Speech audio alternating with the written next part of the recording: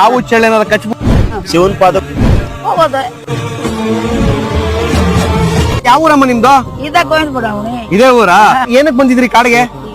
ಕುರಿಗೆ ಕುರಿ ಮೇಯ್ಸೋದಕ್ಕ? ನೀವು ಏನು ಹುಲ್ ಕಟ್ ಮಾಡಕ್ ಬಂದಿದ್ರ?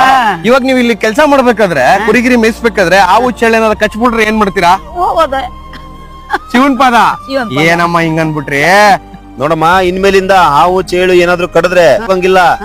ಈ ಒಂದು ಪ್ರಾಡಕ್ಟ್ ಇದೆ, ಇದನ್ನ ಕಡದ ಜಾಗಕ್ಕೆ, ಹಾವು ಕಡದ ಜಾಗಕ್ಕೆ, ಉದಾಹರಣೆಗೆ ಇಲ್ಲಿಗೆ ಹಾವು ಕಡಿತು ಅನ್ಕೋ, ಇಲ್ಲಿಗೆ 3 ಸ್ಪ್ರೇ 1 2 3 ಮೂರ್ ಸಲ ಸ್ಪ್ರೇ ಮಾಡ್ಬೇಕು. ಸ್ಪ್ರೇ ಮಾಡಿದ ತಕ್ಷಣ ಹಾವಿನ ವಿಷ ಹೊರಗಡೆ ಬರೋದನ್ನ ನೀನ್ ನೋಡ್ಬೋದು. ಅಂತ ಒಂದು ಅದ್ಭುತವಾದ ಪ್ರಾಡಕ್ಟ್ ಇದು.